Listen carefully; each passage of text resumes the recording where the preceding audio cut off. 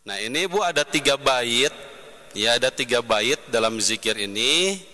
Ya setiap baitnya kita baca 2 kali, Bu ya. Setiap baitnya kita baca 2 kali. Ya, ya baik Bu ya. Saya awali dulu Bu ya. Subhanallahi adada khalqi, Subhanallahi ridha li nafsi, Subhanallahi adada khalqi, Subhanallahi ridha li nafsi. Satu bait saja dulu Bu ya. Baik. Sama-sama Bu ya, mudah-mudahan berkah. Subhanallahi adada khalqi, Subhanallahi ridha li nafsi, Subhanallahi adada khalqi, Subhanallahi ridha li nafsi. Sekarang kita ke bait kedua Bu ya. Subhanallahi zinata arsy, Subhanallahi midada li kalimati, Subhanallahi zinata arsy, Subhanallahi midada li kalimati, Subhanallahi adada khalqi, Subhanallahi ridha li nafsi, Subhanallahi adada khalqi, Subhanallahi ridha li nafsi, Subhanallahi zinata arsy, Subhanallahi midada li kalimati, Subhanallahi zinata arsy, Subhanallahi midada li kalimati. Mangga Bu, sekarang kita ke bait ketiga ya. Ya Fattah iftah lana babak waj'alna min jumlatin ahbabak, ya Allah lana bis sa'adah wal khatimati was sa'adah. Baik, ulang-ulang terus bait yang ketiga ya. Alhamdulillah alladzi bi rahmatihi yatarahamu ibadul mu'minun wa bi inayatihi wa taufiqihi yartaji'ul zalimun. Asyhadu an la ilaha illallah wa asyhadu anna Muhammadan abduhu wa rasuluh alladzi la nabiyya ba'dah. Bapak-bapak, ibu-ibu yang berbahagia, tema yang disodorkan kepada saya pada pagi hari ini untuk terkait dengan muhasabah ya, akhir tahun. Yang jelas akhir tahun ya macet gitu, ya, karena libur, jadi mungkin ke pengajiannya juga dilibur gitu. Muhasabah itu kan artinya mengkalkulasi ya, menghitung ulang di situ. Ini ingin saya kaitkan ya. Kalau kita berbicara untuk muhasabah akhir tahun, pertama kita akan mengevaluasi perjalanan ya. Perjalanan hidup kita ya, paling tidak setahun yang lalu. Berarti di sini ada aspek kesejarahan ya hidup kita yang nanti ingin saya kaitkan dengan bagaimana Allah Subhanahu wa taala itu menurunkan ayat Al-Qur'an itu yang jumlahnya 6.600, kalau yang populernya kan 66 ayat. Itu 30% jumlah ayatnya ya Bapak-bapak, Ibu-ibu, itu terkait dengan ayat sejarah. Jadi kurang lebih 2000-an ayat itu. Bandingkan dengan ayat hukum yang kurang lebih 200-an ayat gitu, bahkan kurang. Tapi perhatian kita itu lebih fokus pada ayat-ayat hukum. Padahal jumlahnya itu gak lebih dari 200-an ayat. Entah berapa puluhan tafsir ahkam yang membahas hukum-hukum dalam Al-Quran. Bahkan menjadi mata kuliah wajib tuh ada ya, tafsir ahkam. Sementara ayat-ayat sejarah itu 2000-an. Tapi saya belum menemukan untuk tafsir sejarah. Kan berbicara sejarah itu memuhasabah apa yang terjadi untuk perencanaan ke depan, kan begitu. Makanya Allah sampai 2000-an ayat. Tapi bukan berarti Al-Quran itu kitab sejarah. Karena memang Al-Quran tidak menyajikan sejarah seperti penuturan kisah gitu. Ya.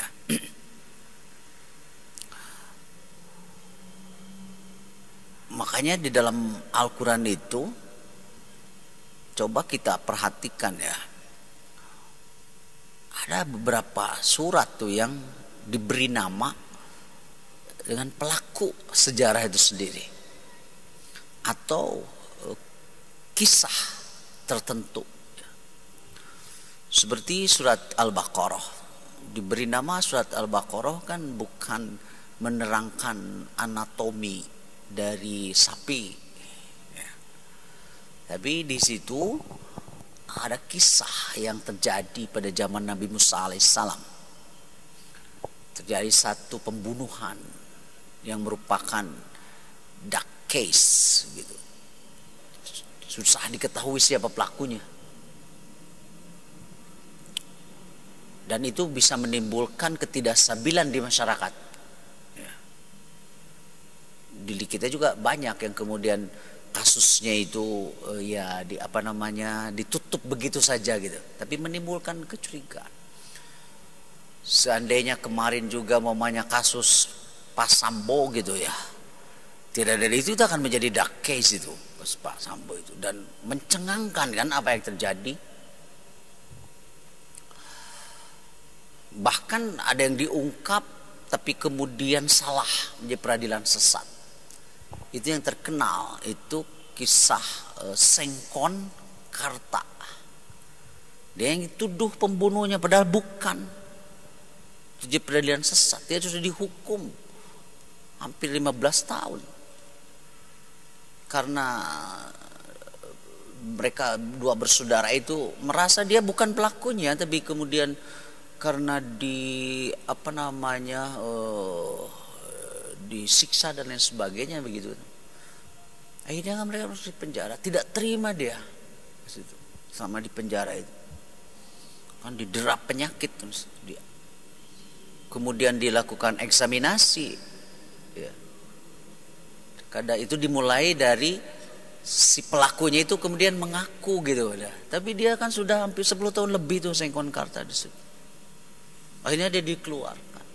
Dan negara memberikan kompensasi tapi tidak bisa merehabilitasi satu perasaan ya, ketidakadilan yang di situ. Akhirnya dia setelah di penjara meninggal dunia.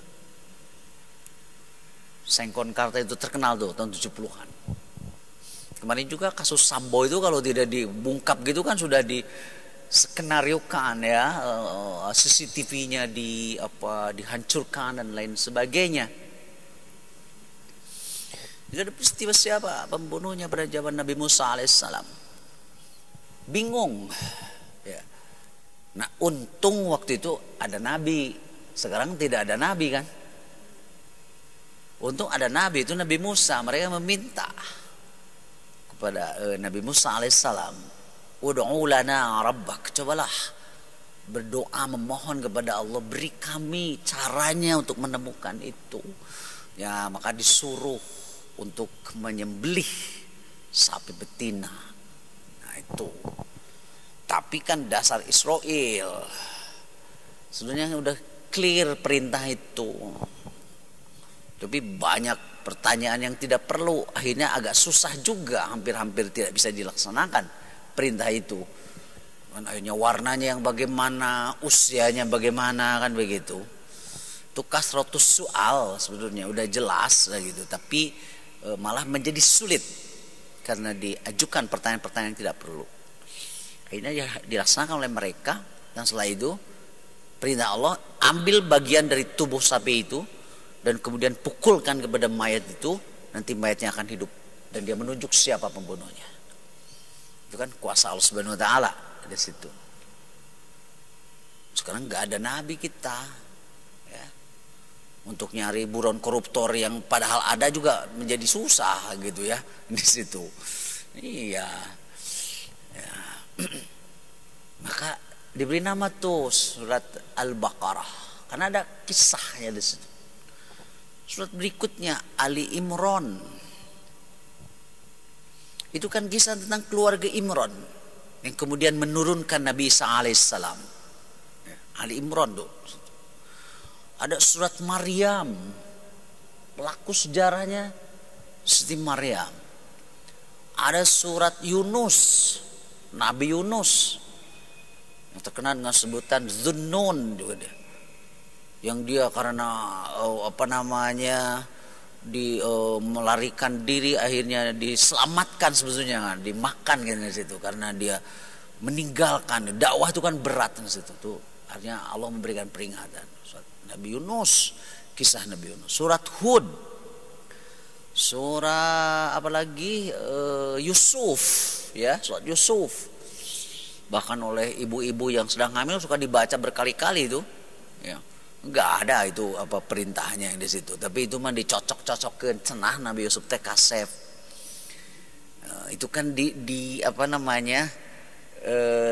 dipahami saja saking gantengnya sampai perempuan-perempuan yang itu konsentrasinya terganggu sampai dia mengerat jari-jarinya karena begitu Nabi Yusuf lewat begitu mereka mengatakan iya mah sanes jalmi katanya ini malaikat dan begitu kan ibu-ibu itu suka histeris ya gitu suka histeris gak tahu latar belakangan pokoknya ganteng histerisan gitu betul kan ibu-ibu kan ya. Kalau laki-laki nggak ada histeris nah, laki-laki itu ya. Yang dihisterisi kali gitu ya. Nah, makanya doa aja supaya bayinya kayak Nabi Yusuf. Kan tahun berapa Nabi Yusuf kan kegantengan itu tiap periode berbeda. Kalau dulu tahun 70-an bapak-bapak itu Elvis Presley gaya rambutnya. Sekarang gaya rambut gitu diketawain. Dia tahu dulu gaya rambut Nabi Yusuf apa gitu ya. Baca enggak surat Yusuf. Surah apalagi ada surat Muhammad. Surat Ibrahim. Bahkan ada namanya surat Al-Anbiya. Kisah para nabi kan kisah-kisah semua. Bahkan ada surat di bagian akhir juz 30 itu tokoh yang paling memusuhi kebenaran. Al-Lahab. Surat Abu Lahab. Orang mah henteu aya di Al-Qur'an. Ya kita ini surat Abu Lahab itu tabbat yada abi lahab wa tab. Kan kisah-kisah semua. Bahkan ada nama satu surat sebut surat Al-Qasas. Kisah-kisah. Coba bayangkan. Ada enggak satu surat di dalam Al-Quran namanya yang katakanlah berkait dengan hukum gitu. Al-ahkam tidak ada. Jadi ini menjadi sebuah bahan perenungan bagi kita, kenapa Allah itu sampai 2000-an ayat. Kalau mengamalkan ayat-ayat hukum itu gampang sebenarnya. Aqimus shalah wa atuz zakat, tegakkan salat. Tapi ketika Allah mengisahkan Nabi Yusuf, apa sih? Bagaimana cara kita memahami ini, diamalkannya? Allah mengisahkan Nabi Siti Maryam, Nabi Yusuf umpamanya. Coba di awalnya ini menarik surat Yusuf itu. Di awal surat Allah mengatakan, nahnu naqussu 'alaika ahsanal qasasi bima auhayna ilaika hadzal Qur'an wa in kunta min qablihi laminal ghafilin. Kami, kata Allah, mengisahkan kisah ini, kisah-kisah yang dilakukan termasuk Nabi Yusuf itu sebenar-benarnya kisah. Karena sebelum Allah menurunkan kisah yang benar, Muhammad, kamu itu tidak tahu, bisa dibelokkan oleh sejarah. Makanya salah satu fungsi mengapa Allah itu menurunkan ayat-ayat sejarah yang banyak sekali adalah untuk mengoreksi kisah yang dibelokkan. Karena akibat sejarah yang dimanipulasi itu bisa menyebabkan peperangan, bisa menyebabkan permusuhan, bahkan menyebabkan kesesatan akidah. Nah, di kita nih sekarang kan terasa gitu, bagaimana kemudian PKI membelokkan ini, akhirnya mereka sebagai korban, berarti pelakunya umat Islam, kan sialan tuh. Padahal itu belum 100 tahun itu kisah. Karena kisah yang dibelokkan itu menjadi kesesatan akidah. Nah, contohnya apa? Tentang penyaliban. Kan Allah meluruskan tentang Nabi Isa itu. Ini kata Allah Subhanahu wa taala ini, wa ma qataluhu. Isa itu enggak dibunuh. Wa ma salabuhu, tidak disalib. Walakin syubbiha lahum. Tapi disamarkan untuk mereka, ya, diangkat oleh Allah Subhanahu wa taala. Itu kan akibat kesalahan akan menjadi keyakinan kan? Dan ingat, yang namanya hadis itu dari Rasulullah itu sejarah perkataan Rasul, perbuatan Rasul, perbuatan sahabat yang mendapat persetujuan dari Rasul. Makanya kenapa disebut hadis? Karena cerita yang bersambung diceritakan. Kemudian kan difilter mana yang sebetulnya gak nyambung kepada Rasul, kan begitu. Nah itu banyak dulu di kita ya, waktu zaman penjajahan kan ada tuh Snukrugronya itu, dia bikin hadis-hadis palsu. Gitu. Begitu juga ada pada masa perjuangan untuk meningkatkan pembelaan kita terhadap tanah air, sehingga dibikin padahal itu bukan hadis. Seperti apa? Hubbul waton minal iman, itu bukan hadis itu. Atau yang terkenal ya, utlubul ilm walau kana bisin, carilah ilmu walaupun ke Cina, sampai ke Cina. Itu bukan hadis. Parake ayeuna tuh katanya, kata Nabi juga, maka carilah investasi sampai ke Cina, kan jadi gitu itunya. Apa namanya? Lahirlah kereta Cina kan begitu. Ya, makanya kemarin saya mau nyoba nih kereta Cina ini gitu ya. Itu bukan hadis yang itu ya. Utlubul ilm walau kana bisin, itu bukan. Hubbul waton minal iman, itu juga bukan hadis. Mau ditapis tuh hadis, kan ininya sejarah, nyambung maksudnya. Dari segi itu. Kemudian coba kita lihat. Ini untuk intro nih, nanti kita kan muhasabah ya, akhir tahun ini sejarah kita. Saya ingin mengungkap dulu tuh bagaimana Al-Quran. Istilah yang digunakan oleh Allah dalam Al-Quran tentang kisah itu juga beragam. Dan yang digunakan oleh Allah Subhanahu wa taala itu bukan sejarah. Gak ada kata sejarah dalam Al-Quran. Syajaratun kan artinya pohon. Jadi sebut sejarah itu kan silsilah tuh kayak pohon. Biasanya sejarah itu menceritakan tentang penguasa. Sejarah kota Bandung, itu sejarah wali kota. Rakyat nama tara aya disejarahkeun. Sejarah Jawa Barat, sejarah gubernur. Ya. Kan begitu. Sejarah dulu saya belajar tuh di SMP Nusantara, itu kan kerajaan-kerajaan. Makanya tahu kerajaan Majapahit, itu dari Tarumanegara segala macam. Gak ada itu sejarah tentang rakyat. Gak ada. Jadi sejarah itu sejarah penguasa dan sejarah yang menang. Anu eleh mah tara ditulis sejarah anu eleh mah, ya. Anu eleh pilpres oge mau ditulis juga nah gitu deh ya, gitu. Makanya ayat terus nyalon we supaya yang kayak dina sejarah gitu nya. Kan gak ada nanti riwayat hidup mantan calon presiden malah aya gitu nya. Terus gitu ya ibu-ibu kan di situ. Tidak ada sejarah para pemilih ini nggak akan ditulis ibu-ibu. Ya. Makanya sekali-kali ya saya juga mau nyalon mungkin ya kalau ada duitnya mah. Begitu ya. Nggak ada tuh. Maka gak digunakan kata sejarah dalam Al-Quran itu. Begitu juga gak digunakan kata tarikh. Tarikh itu kan terkait dengan penanggalan. Karena Al-Quran tidak berkepentingan dengan tanggal-tanggal kejadian. Tarikh itu kan tanggal sekian itu enggak juga digunakan. Al-Quran juga tidak menggunakan kata khobar untuk sejarah itu. Khobar jadi kabar. Karena yang namanya khobar itu berita yang bisa benar bisa salah. Sementara kisah yang ada dalam Al-Quran itu adalah kisah yang benar, ahsanal qasas. Makanya Quran gitu itu kan surat kabar ya. Quran tuh surat kabar, khobar. Karena berita dalam Quran itu bisa benar bisa salah. Berita Quran mah. Bahkan mungkin seseurna ya juga berita PR nu bener teh kur hiji cenah dina PR mah. Namun Persib eleh berarti benar itu. Namun Persib menang eta mah cek pendukungna gitu di situ. Nah gitu judulnya ya. Itu khobar tuh, khobar. Banyak ada cerita tuh dari Tuan Guru Bajang. Ya, mantan gubernur NTB, dia sekolah di Mesir. Sekolahnya pada era kepemimpinan otoriter Presiden Husni Mubarak.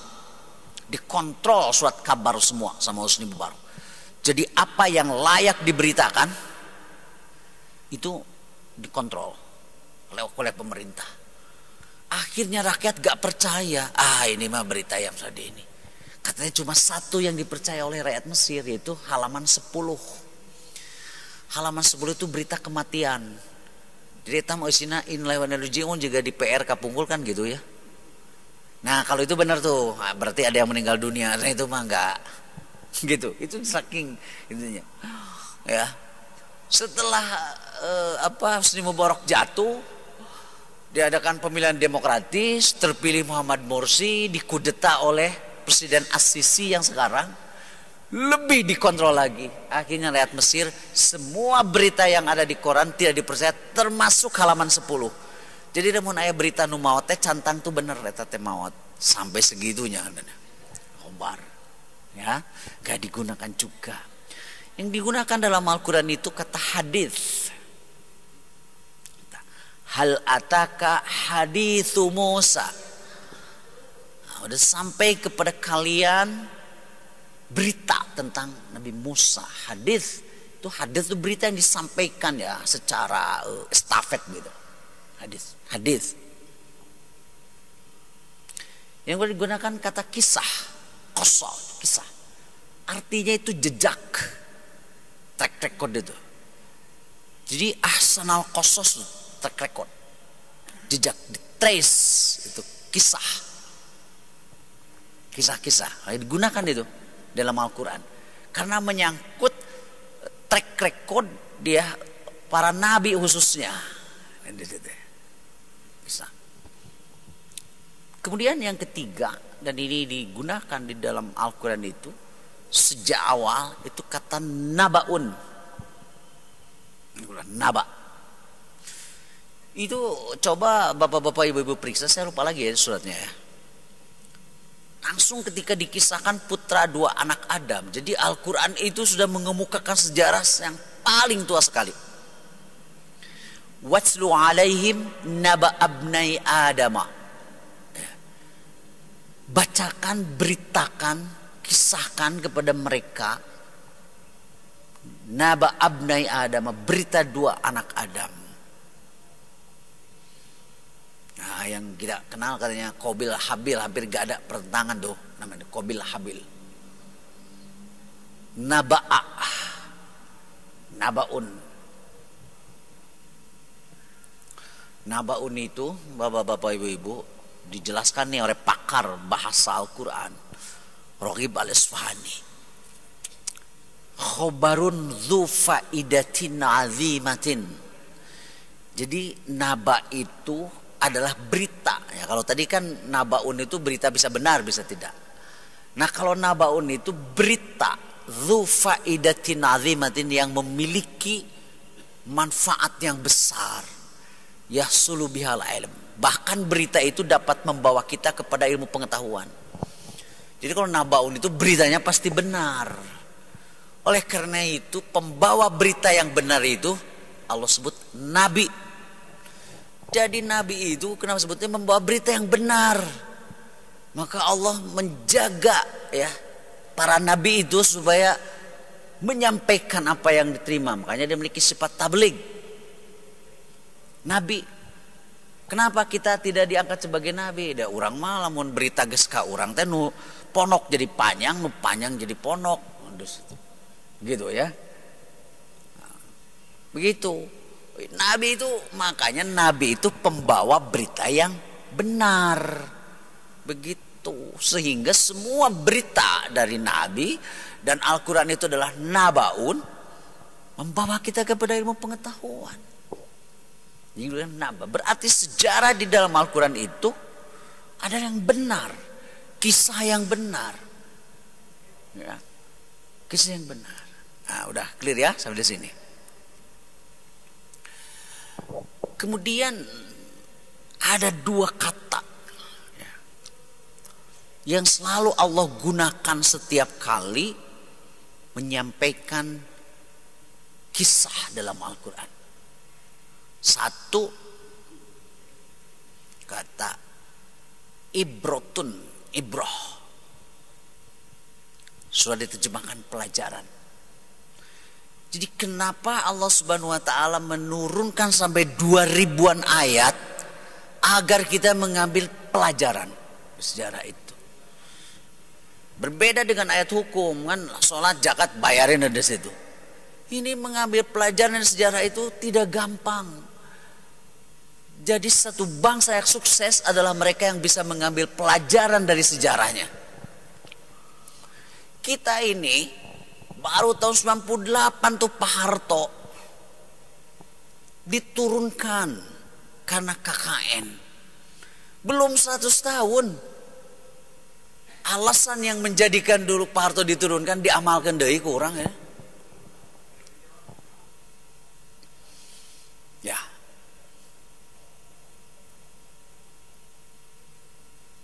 Dulu ketika Orde Baru naik di pimpinan Pak Harto, itu antara melaksanakan Undang-Undang 45 secara murni dan konsekuen, menghilangkan kultus individu. Jadi bahasa KKN belum ada, tapi kultus. Dulu itu menteri-menteri Bung Karno menjilatnya itu sampai kalecir gitu di situ. Ada seorang menteri sosial dalam satu peringatan Maulid Nabi, dia berpidato begini, seandainya Nabi yang terakhir itu turunnya di Indonesia, maka Nabi itu namanya Ahmad Soekarno, sampai sebegitunya. Jadi itu teman saya Pak Ngabalin tuh gak ada apa-apanya dibanding yang tadi. Itu menteri sosialnya dia di Istana Bogor itu. Saya ingat namanya tapi gak akan saya sebutkan ya. Seandainya Nabi yang terakhir itu turun di Indonesia, maka Nabi itu namanya adalah Ahmad Soekarno, sampai segitunya. Ya, Nah, makanya muncul Orde Baru untuk mengoreksi, gak ada presiden seumur hidup. Memang tidak seumur hidup, tapi seumur-umur jadinya Pak Harto itu kan. Seumur-umur, bahkan lebih panjang dari Bung Karno. Dikritik dulu beliau tuh, karena ngangkat Bu Tutut sebagai Menteri Sosial dengan program yang terkenal. Ingat gak Bapak-bapak Ibu-ibu program Bu Tutut? Programnya nasi bungkus gratis. Sekarang mau dilanjutkan sama mantan saudaranya, program makan siang gitu. Nah dulu itu ada Bu Tutut, ingat tuh 98, nasi bungkus gratis ya. Nah, jadi ini peluang nanti makan siang. Oh, bikinlah tuh catering. Kebayang ngasih makan siang 270 juta. Duit tuh 400 triliun. Iya, padahal naon sih eta teh bakal menyuburkan nanti korupsi lah di situ tuhnya. Anggaran teh sapertos teh sekali makan siang 50.000. Jadikan we 20.000 ge cukup. Nu penting sanguna gede gitu. Gawat kan coba. Waduh, aduh. Ya dulu butuh tuh makan nasi bungkus gratis ya, ingat kan? Butuh. Tapi Pak Harto menjadikan Bu Tutut jadi Menteri Sosial kan setelah berkuasa hampir 30 tahun. Kita lupa sejarah 98 belum 100 tahun. Lebih gila lagi. Jadi sebetulnya kehancuran satu bangsa itu akan dihancurkan oleh pembacaan yang salah terhadap sejarahnya sendiri.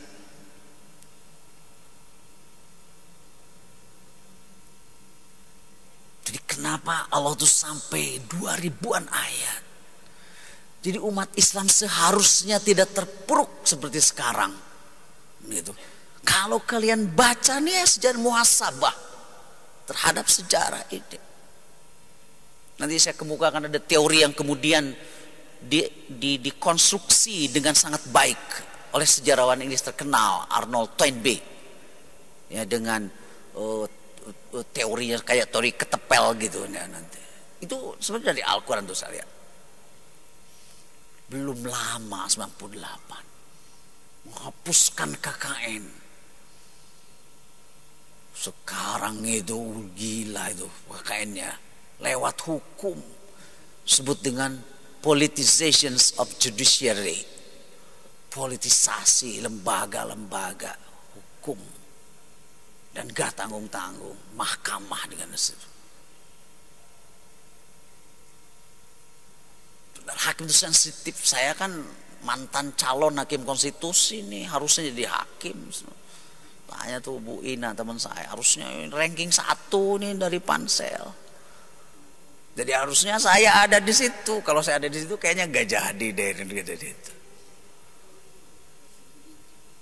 Harus sensitif hakim itu. Bahkan sampai ada mengatakan kalau ada hakim kehujanan gak bawa payung, jangan pinjemin payung itu. Kan baik hakim masih hujanan, berbahaya itu. Hakim itu sensitif kalau ada. Saya beberapa kali padahal sebagai pemberi keterangan ahli saya memberikan keterangan karena keahlian saya. Ditanya dulu, apakah saudara kenal dengan ini, kenal ini? Artinya kalau ada hubungan saya tidak boleh menjadi keterangan ahli. Karena akan subjektif. Makanya hakim itu tidak pernah dia masuk neraka karena putusannya yang salah. Tapi dia masuk neraka kalau hal-hal yang menyebabkan ya independensi dia sebagai hakim itu dilanggar. Gak ada hakim kalau putusannya keliru masuk neraka, gak ada. Saya ingat waktu saya diuji oleh DPR itu, salah satu panitia seleksinya Kiai Hasyim Muzadi itu, ketuanya Pak Safi Ma'arif. Jadi panselnya mantap-mantap tuh di situ waktu itu. Ada Pak Laica Marjuki di situ, yang senior Natabaya ada. Bahkan saya kan udah 2 kali. Yang pertama ada Pak Ali Alatas, Pak Sacipto dulu, terus Magnis Suseno di situ. Pak Hasyim Muzadi mengatakan begini. Saya manggilnya Pak Ustadz Atib ke saya karena lihat, ini lumayan juga ini katanya aktif di sini juga, ini manggilnya Pak Ustadz, padahal saya kan dosen gitu ya. Karena Ustadz mah gara-gara orang Tasik aja suka masantren gitu di situ. Mun teu masantren teh henteu sah gitu ya. Jadi diolok-olok kita, nek naon hirup cenah masantren henteu gitu ya. Lumayan atau di pesantren mah pondok-pondok jodoh gampang gitu neangan itu di situ. Gitu katanya itu ya. Kata Pak menjadi begini. Jadi menurut Ustaz Atip hakim itu apa? Ah, yang nanyanya kiai, saya kutip aja tuh. Saya katakan hakim itu adalah mujtahid. Tidak ada ijtihad itu yang salah. Dikatakan al-hakimu, seorang hakim. Idza ijtahada, apabila beristihad memutuskan satu perkara, fa asaba, putusannya benar, falahu ajroni, dia dapat 2 pahala. Pahala yang satunya karena dia membuat putusan. Jadi hakim itu harus bikin keputusan. Masa hakim, kumaha hakim putusannya gak ada, eta mah tuh kudu dipecat hakim gitu mah. Mahkota hakim tuh buat putusan. Terus putusannya benar. Nah, pahala yang keduanya dari putusan yang benar itu. Wala in akhta, kalau salah dia bikin putusan, falahu ajrun wahid. Putusan yang salah aja dia dapat pahala. Jadi hakim itu masuk neraka kalau dia terima sogok. Udah jelas di situ ada konflik kepentingan dia putusan, itu yang menyebabkannya. Gitu ya, ibu-ibu tuh. Di situ. Jadi belum 100 tahun kita tidak belajar dari sejarah. Pak Harto tidak belajar dari sejarah yang dia adalah salah satu pelakunya. Yang dulu Bung Karno jatuh itu apa? Karena dia terlalu percaya kepada inner circle yang kerjanya menjilat itu. Sampai mengatakan seperti itu. Akhirnya Bung Karno menangis ketika dia diisolasi di sana Bogor. Gak ada yang mau mendekat beliau, gak ada. Kalau dulu ketika diminta untuk coffee morning dengan Bung Karno, seneng dia nemenin Bung Karno ngobrol. Sekarang dia minta itu, gak ada yang mau mendekat, takut disebut temannya Soekarno. Itulah. Pak Harto juga percaya sama dia, dibisikin sama Bung Harmoko. Kata Bung Harmoko, saya sudah keliling Pak seluruh Nusantara. Seluruh rakyat Indonesia masih mempercayai Bapak. Gitu kan. Siapa yang pertama kali meminta mundur secara langsung? Pak Harmoko di depan Pak Harto. Padahal beberapa bulan sebelumnya dia misalnya gitu. Orang dekat. Makanya pemimpin itu hati-hati kalau pada para penjilat. Justru pemimpin itu kalau dia ingin betul pemimpinan, perhatikan yang ngeritik. Perhatikan yang kritik. Itu harus diperhatikan. Ya. Isi kritiknya. Kalau yang menjatuhkan pasti menjatuhkan. Nah begitu ya. Itu dua-dua persen orang dekat situ. Ya. Sejarah tuh. Kita ini suka lupa, makanya kata Allah Subhanahu Wa Taala ya. Ini terkait dengan sejarah itu. Ibroh, ambil pelajarannya apa? Nah saya ambil salah satu ayat aja ya. Karena banyak sekali. Ini terkait dengan Fir'aun ya. Kan Fir'aun itu penguasa yang disebut oleh Allah Subhanahu Wa Taala itu dalam sejarah yang panjang dengan Nabi Musa. Itu sejarah yang paling menyita banyak ayat dari situ. Berarti ada pelajaran yang luar biasa. Dalam surat Al-Baqarah sudah di situ. Allah mengingatkan kepada Israel, wa idna jainakum min ali fir'auna yasumunakum su'al adzab yudzabbihuna abnaakum wa yastahiyuna nisaakum. Israel, kalian harus ingat ketika aku menyelamatkan kalian dari kekejaman rejim Firaun. Dia itu adalah menyembelih, menghilangkan eksistensi kaum perempuan. Ya. Membunuh kaum anak laki-laki. Dan kemudian mempermalukan perempuan. Fir'aun dengan berbagai kisahnya. Dia dikasih peringatan oleh Nabi Musa. Alih-alih dia mengikuti kebenaran, malah Firaun mengatakan, ana rabbukumul a'la, akulah Tuhan di atas Tuhan. Gitu. Maka Allah mengatakan, inna fi dzalika la'ibratan liman yakhsha. Tuh kisah Firaun itu harus diambil ibrohnya bagi mereka yang takut kepada Allah Subhanahu wa taala. Ibroh. Banyak sekali pelajarannya. Firaun yang mengaku Tuhan, apa coba setelah dia kan? Oleh Allah Subhanahu ditenggelamkan dia. Enggak ada apa-apanya. Bapak-bapak, ibu-ibu, ada yang sudah pernah melihat mumi Firaun di Museum Nasional di Kairo? Ada yang pernah ke situ? Nah, kalau tidak ada, nanti pengajian sini ajar itu rihlahnya ke situ. Murah ongkosnya, cuma 800 menit. $800 di situ ya. Ganti aja tuh lambangnya dari rupiah pakai segitu. Ada Firaun. Saya juga gak percaya. Ini Firaun itu. Yang Ramses itu pakai kaca di situ. Yang awet itu rambutnya tuh masih gak pirang-pirang itu. Gak tahu apa dari awalnya tuh terlalu lama gitu ya. Kan oleh Allah itu diperlihatkan karena kita mengambil pelajaran ini. Banyak sekali pelajaran. Ibroh. Yang kedua, bapak-bapak, ibu, ada satu kata juga digunakan setiap kali Allah Subhanahu wa taala selesai mengisahkan, kata Allah, fangzuru, perhatikanlah tuh kisah ini. Ini bapak-bapak, ibu-ibu, kata nadhoro itu nadhoro, bukan melihat dengan mata. Karena kan kisah yang lalu tidak bisa dilihat oleh kita. Sejarah itu seperti kita ingin melihat nih tengkuk kita. Sampai kapanpun tidak akan bisa kita melihat ini.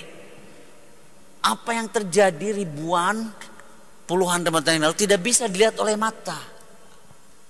Makanya Allah nggak gunakan kata ro'a, tapi nadhoro. Nadhor. Sekarang udah jadi bahasa Indonesia jadi nalar. Menalar itu nadhor. Itu melihat dengan menggunakan akal. Nadhor jantan nalar di orang. Nah, itu maka pengaruhan ku bahasa Sunda. Orang Sunda masuk ngarobih do jantan el. Salat duhur, salat lohor. Sepuh kapungkur nyebat wudu teh wulu. Terus teh wulu. Geus wulu encan cenah.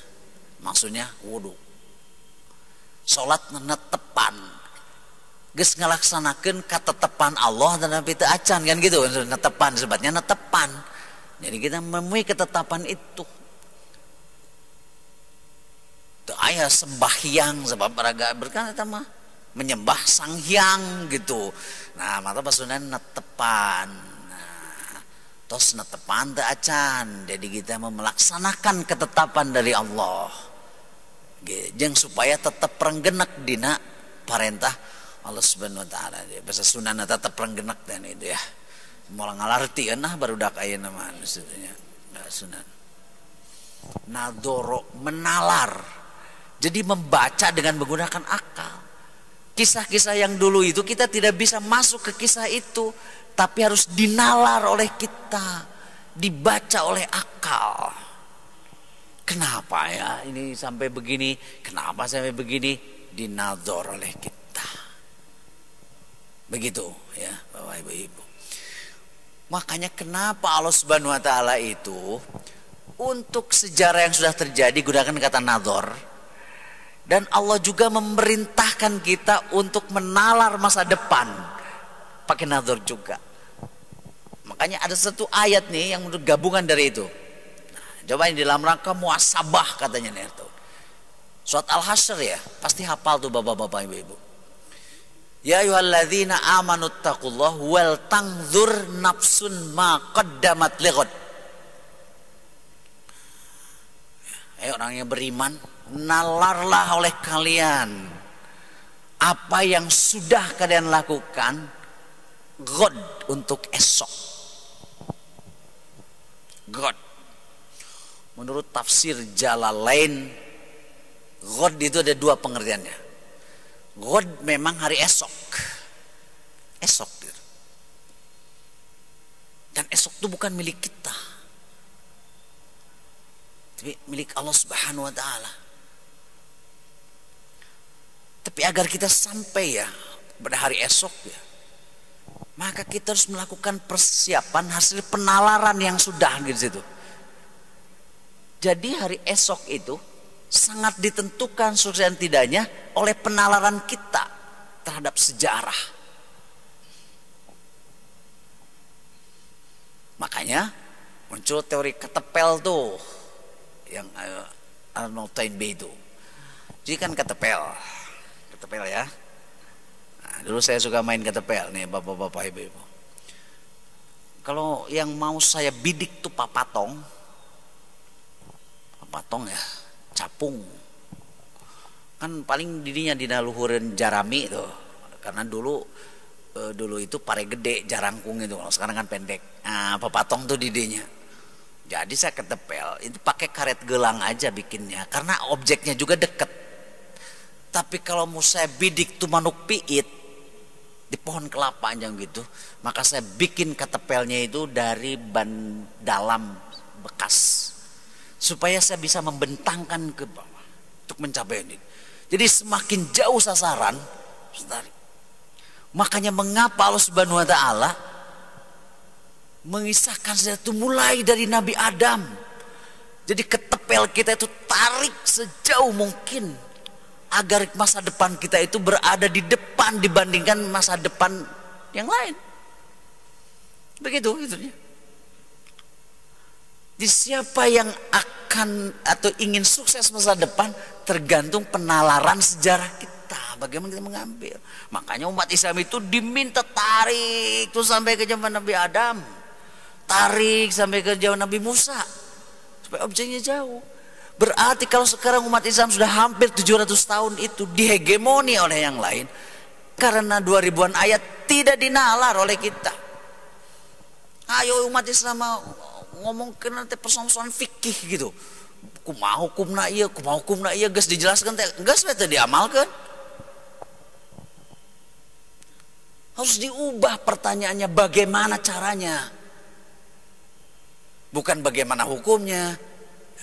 Kumaha hukumna bunga bang, jawab itu riba cenah, geus riba teh kumaha riba. Harus bagaimana caranya menciptakan lembaga keuangan seperti itu.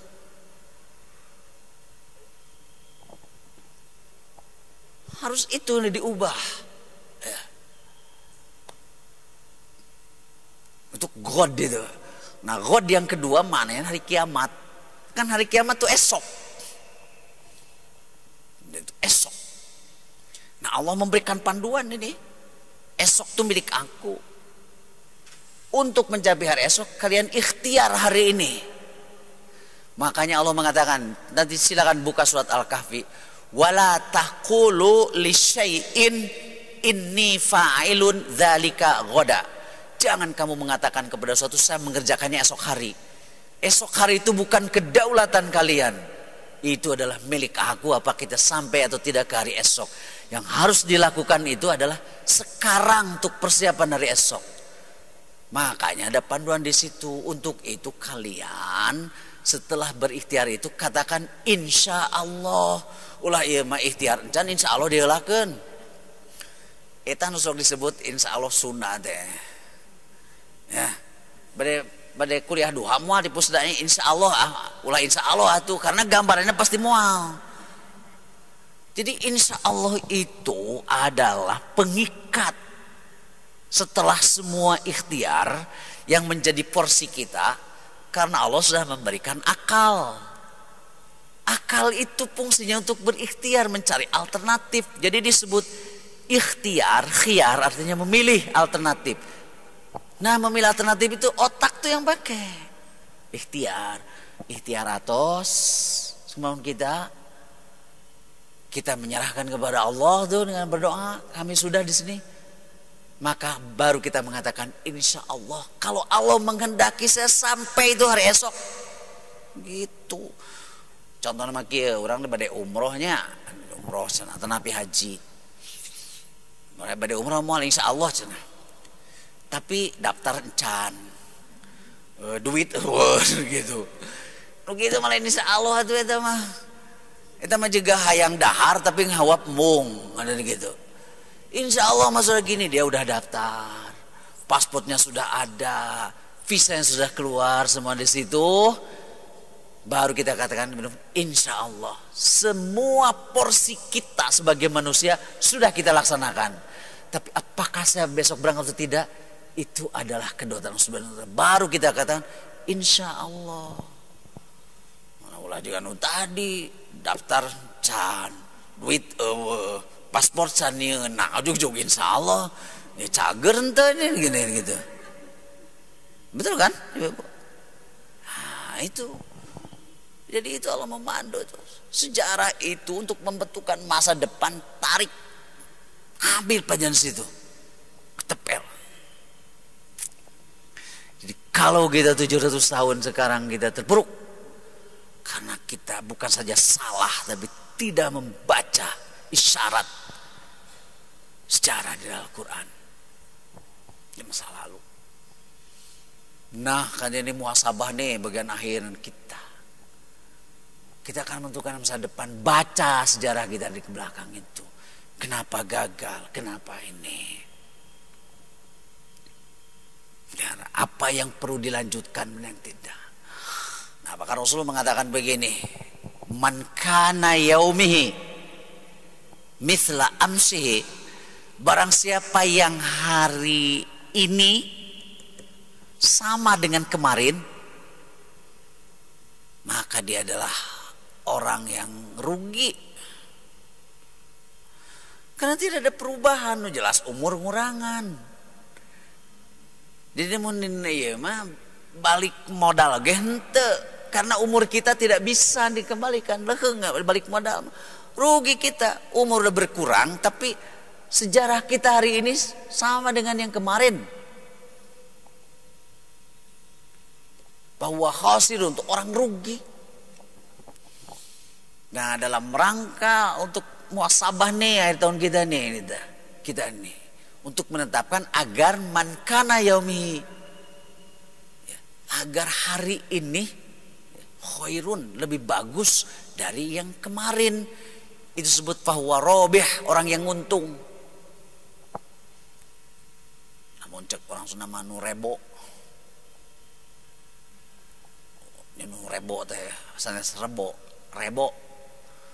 Jika bapak-bapak ibu-ibu ya nu ngarora terus mudik nepangan sepuh di kampung mawat di Bandung nama Orson hiji kongguan nondenya nanti ibu kan eta nu ya mah gula bodas mantega barin lebaran gitu oh jing hebat gitu ari balik di kolot pais lauk bawa hayam hirup hayam goreng wah karena modalna segitu wah rebo ya mau bawa bari teh mancing hungkul juga ngusep kan eupan sagede kieu yang menang lauk gede eupan teh Orson meureun aya mah tambah kastengel gitu ya kastengel teh kue kejunya kas itu bahasa Belanda keju nonok wah di sini di jing nya kolot atau daga bunga sebenarnya macam ada kolot nu kieu mah gitu tapi nghargaan kan ka budakna gitu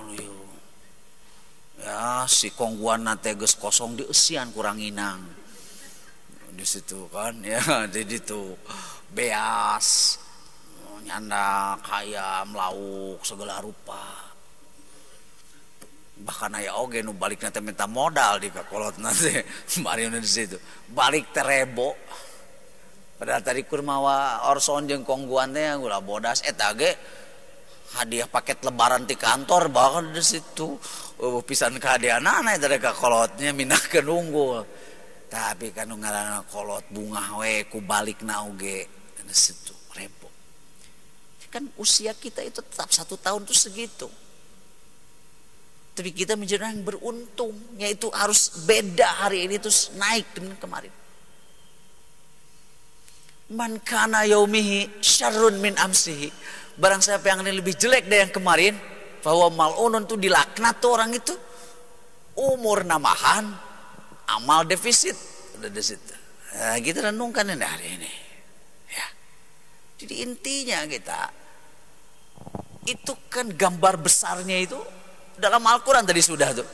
Kita ini semacam miniatur dari pesan Al-Quran di dalam membaca sejarah kita itu. Dinalar sejarah kita ya. Kan orang begini besok karir. Coba lihat ibu-ibu kalau gak percaya, bapak-bapak foto unggal tahun ya, Idul Fitri kamari nu 10 tahun ke tukang. Ya, nah ya 10 tahun ke tukang menya rarai teh asakin celong keneh gitu ya. Celong dia. Gitu ya. Nah kadia jadi rada aya rubak gitu kadia teh. Ya. Sudah mulai turun. Nah teh kan si foto eta ge dia kanggo muhasabah atunya bandingkeun. Idul Fitri 15 tahun ke tukang. Juga budak ngorak ieu nya gitu. Hari ayeuna asa urang ge hoream ningalina gitu ya. Gitu. Nah kita kan bermuhasabah kan. Kita men-track itu disebut dengan kisah. Koso itu kisah. Tracknya ada. Sanu apal isuk jaga ninggeto. Orang bakal dipanggil Allah Subhanahu wa ta'ala. Nah di situ. Makanya yang Allah perintahkan itu bukan amal yang banyak. Tapi ahsanu amala. Jadi amal yang diterima oleh Allah itu kualitasnya naon lo bagi hari runtah mah. Ya.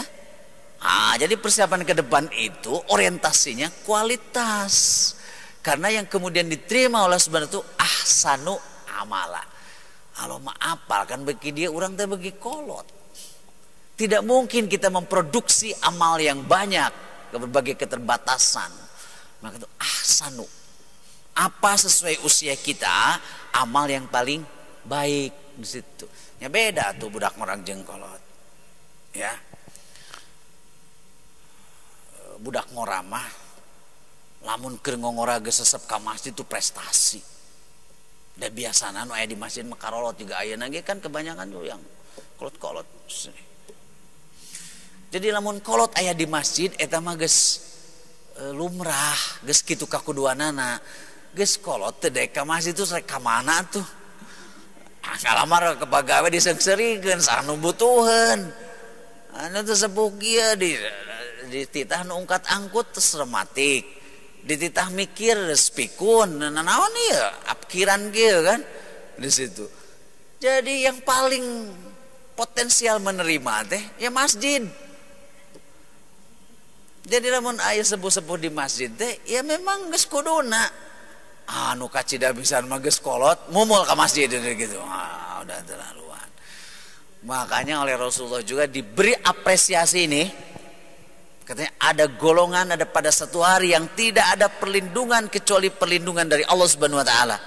Adalah syabun qalbuhu mu'allakun bil masajid, yaitu anak muda yang hatinya tertambat ke masjid. Makanya saya terinspirasi dengan hadis itu. Jadi saya itu dari mulai akhir balik kali itu gak pernah tidur di rumah. Ada yang bisi engke di akhirat panas gitu ya kan digambarkeun ada baheula mah panon poe 7 nyata kesang-kesak kieu cenah sieun atuh. Ya gambarnya orang tuh sakieu bakatku panas panon poe hiji wae panas komo ieu 7 nyata kieu. Nah, satu di antaranya nih dengan tuh yaitu anak muda yang hati tertambat ke masjid. Akhirnya sehari di masjid itu sampai keluar SMA tuh sana dalam masjid terus bantalna samak digulungkeun da. Kasurna ya samak saheulaeun gitu. Teu tiris oge sih. Ya, gapungkur mah duka ayeuna mah. Samak mendong teh. Samak mendong tidur masjid. Enak. Karena dengan harapan kayak di akhirat itu kan ngora. Jadi saya itu memang tidur pakai bantal sempurna itu ya setelah menikah aja.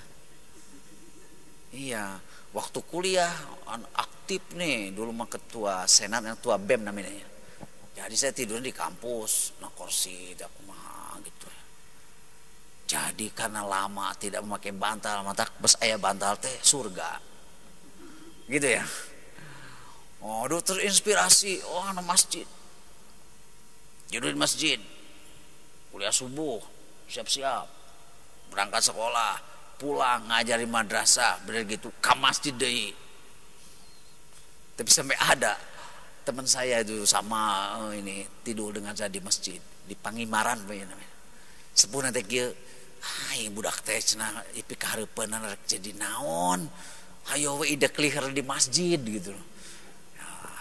Ya, sama teh bilang Bu ya ece apa abi teh kita kayak perlindungan di akhirat tenang gitu. Jadi ieu teh budak teh ida kelihar di masjid. Rek jadi naon gitu ya, itu kekhawatiran orang tuh. Intinya kan agar kita berjiwa masjid seperti itu. Intinya seperti itu. Nah jadi Bapak Ibu untuk muhasabah niatun kita mengambil ibroh dari ayat sejarah. Maka kita persiapkan ya sesuai dengan anugerah nikmat usia yang Allah berikan kepada kita. Hari esok harus lebih bagus. Saya ingin menutupnya. Tadi di masjid di Viaduk saya sampaikan. Allah menurunkan nih ya satu surat namanya surat Al-Asr. Suka diartikan as itu waktu. Suratnya pendek, sependek waktu. Wal asr satu ayat. Innal insana lafi khusr ayat kedua.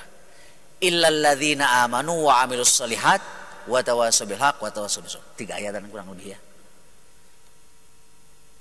Itulah waktu tuh sependek surat Al-Asr itu sendiri. Arti asr itu Bapak-bapak Ibu kenapa diartikan waktu padahal arti awalnya bukan. Sebab waktu itu bahasa Arab.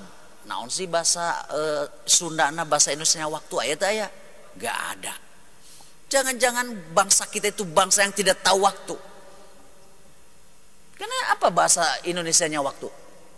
Ayat cenah saat, bahasa Arab juga. Paling kala. Kala, Pak Yusuf kala. Kala kalau itu. Kala. Itu ternyata beda-beda pengertiannya. Kalau waktu itu ada satu periode yang terbatas. Waktu zuhur. Nah, terbatas gitu tuh, waktu zuhur. Saat adalah satu periode waktu yang akan terjadi dan kita belum mengalaminya. Makanya ke kita kalau saatnya tiba. Salah satu nama hari kiamat adalah as-sa'ah. Karena akan terjadi tapi sekarang belum. Rasulullah ditanya oleh malaikat, Muhammad, mata sa'ah. Kapan terjadinya hari kiamat? Rasulullah juga gak tahu. Sa'ah. Ada lagi namanya ad-dahr. Kalau ad-dahr itu satu periode waktu yang kita sudah mengalaminya, tapi kita tidak akan mampu menceritakannya. Gak akan. Contohnya apa? Ketika kita berada di perut ibu. Saya tanya, ceritakan ibu pengalaman waktu 9 bulan di perut, saya kasih 10 miliar. Nah, mau sepeda, mau hadir naoge. Hadiahnya. Ceritakan kepada saya Bapak-bapak, gimana pengalaman waktu di perut ibu? Saya kasih 100 miliar. Ada yang bisa menceritakan? Tidak ada kan? Tapi peristiwa itu dialami oleh kita. Dahr. Hal ata 'alal insani hinun minad dahri lam yakun syai'an madhkura. Tidak ada seorang manusia.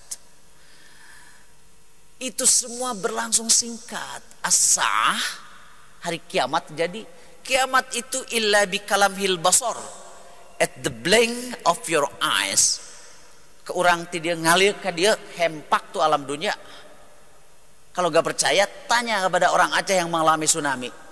Tadi ngobrol kene anak geus jadi mayat kabeh. Kiamat itu illa bi kalamhil basar. Singkat. Gak percaya nanti. Sama kiamat itu juga ada kiamat yang akan terjadi kepada kita. Itu dengan kematian. Siapa yang udah mati faqad qaumat kiamatu, itu kiamatnya. Tadi ngobrol teu aya asa dirawu kelok heulang gitu kan. Istrinya akan merasa terkejut tiba-tiba suaminya tidak ada. Begitu suaminya tidak ada. Anaknya tidak ada. Berlangsung singkat. Ibu-ibu 9 bulan itu singkat teu aya tuh dikandung 3 tahun keluar jadi jin tuh. Nggak ada 9 tahun aja singkat sama. Ya, waktu juga waktu duhur cuma beberapa jam. Semuanya singkat. Kesingkatan itu namanya al-asoro al-asr. Gitu. Jadi terma generiknya dari asoro. Nah, asoro itu arti awalnya memeras. Memeras. Kalau kita memeras, mamanya meras anggur, meras tiwu, tebu, wow, mong truk-truk gitu diperas, 80% jadi sampah, 20%-nya itu bagian inti kan, itulah waktu. Jadi kenapa kemudian al-asr dimakan waktu? Karena waktu itu Allah berikan terbatasnya 24 jam. Bagian inti dari kehidupan itu adalah waktu. Kita oleh Allah diberi waktu yang terbatas. Begitu meninggal dunia, tos dugi kana waktosna. Padahal aslinya memeras. Memeras itu yang diambil tuh bagian dalam, bukan bagian luarnya dipicen. Hampas nama dipicen. Kan jika marud kepungkur yang udah mau minyak kletik ya semuanya gitu. Namanya nanti minyak kletik. Kon seur si sanaon hampas nama. Hampas kalapa. Tapi sebuah kapungkur mah kan supados ulah mubazir sok didamal dage teh. Terang teh dage. Nah, dage nu paling kan aya dage nu raos nama dage kualitas tinggi itu dage galendo. Hideung, bukan juga teh ucing tuh si dage eta. Tapi sengit diserehan gitu ya. Oh, mantep.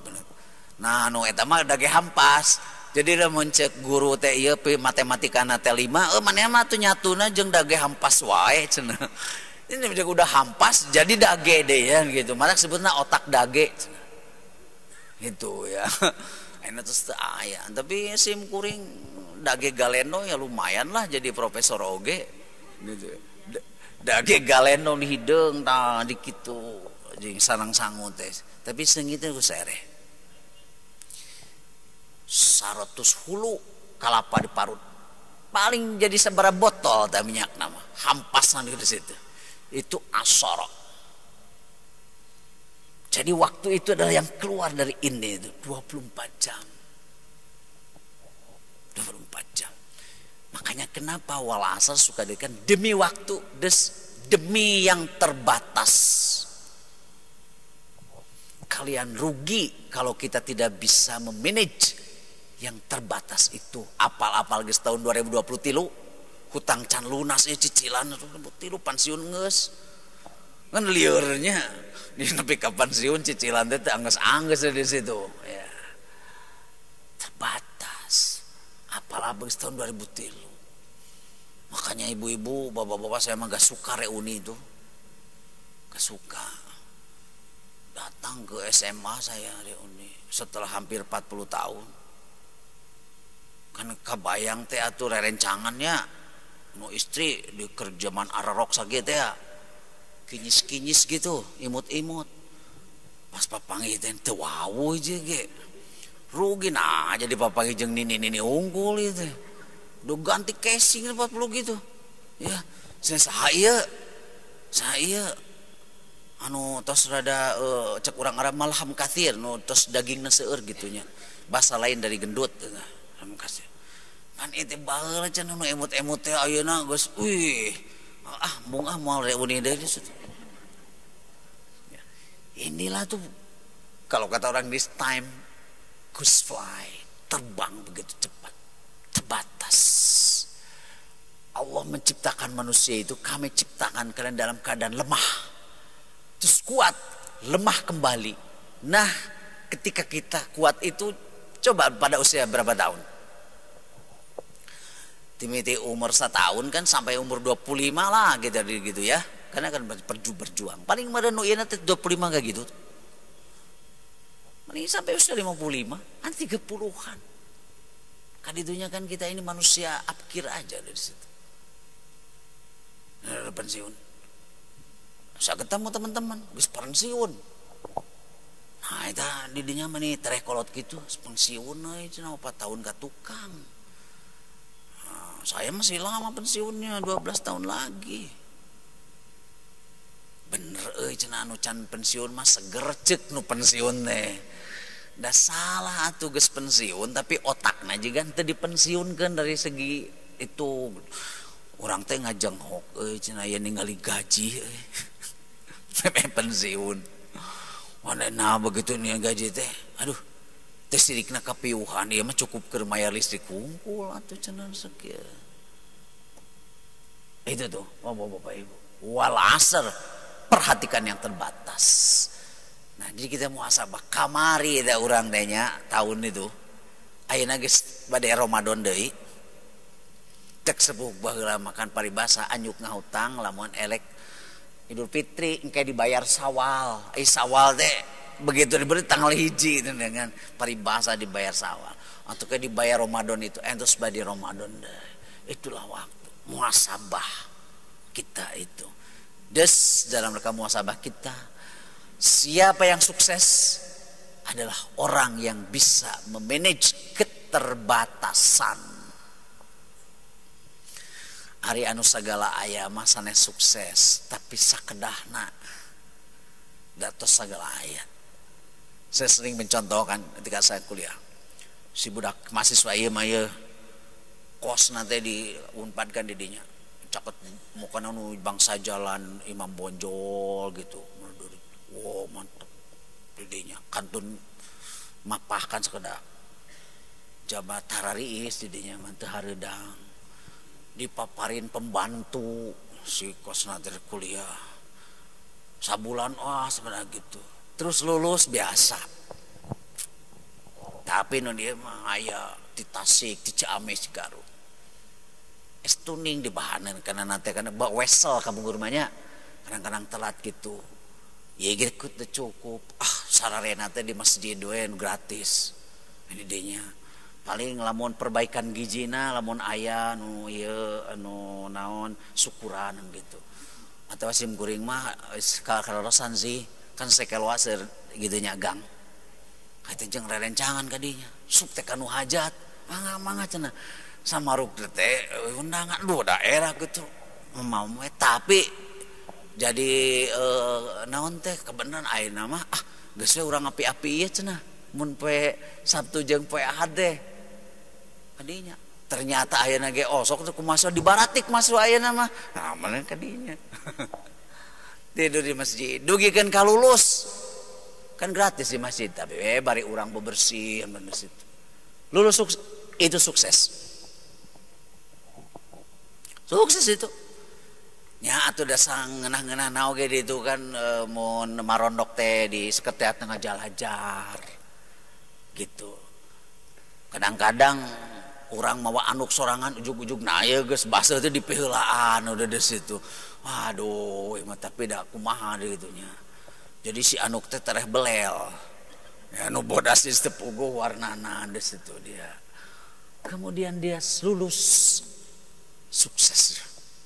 Terbatas semua gitu. Beda dengan yang tadi. Nah, kita untuk merancang masa depan optimalkanlah keterbatasan itu menjadi sebuah kesuksesan bagi kita. Itulah bapak-bapak, ibu-ibu ya muhasabahnya. Mudah-mudahan kita semua dapat memanfaatkan keterbatasan yang Allah berikan kepada kita. Kita juga tinggal terbatas. Duka irah orang dipanggil ku Allah Subhanahu wa taala. Ya ini ari tanda-tanda matos seueur. Rambut parantos bodas. Pakulitan badai di permaku mah wae oge angger lah gitu hese itu mah ya. Terus gitu mah operasi plastik kajajat plastik gitu angger we di situ susah di situ. Kata Rasul juga semua penyakit ada obatnya kecuali penyakit tua. Penyakit tua kita akhirnya harus menerima kehadiran ketuaan kita. Kalau kita menolak beroposisi terhadap kehadiran ketuaan, maka itu akan mempercepat sakit kita. Welcome masa tua. Dulu ketika saya usia 30 tahun gak terbayang lamun ke 40 tahun dari kumaha. Begitu masuk 40 tahun, ternyata Allah memberikan kenikmatan tersendiri usia itu. Kumahnya mun ke 50 tahun. Begitu masuk 50 tahun, Allah memberikan kenikmatan sendiri. Saya sebentar lagi 1 tahun lebih itu akan mengalami masuk 60 tahun. Pasti Allah memberikan itu. Kita 70 tahun, ada di kenikmatan. 80 tahun, ada juga. 80 tahun, ada di situ. Kenikmatan Allah memberikan kenikmatan. Tidak usah takut semua, karena Allah memberikan kenikmatan sesuai dengan usia-usia kita. Itu saja yang bisa saya sampaikan, Bapak-bapak, Ibu-ibu. Mohon maaf apabila hal yang kurang berkenan. Aku qouli hadza wa assalamualaikum warahmatullahi wabarakatuh.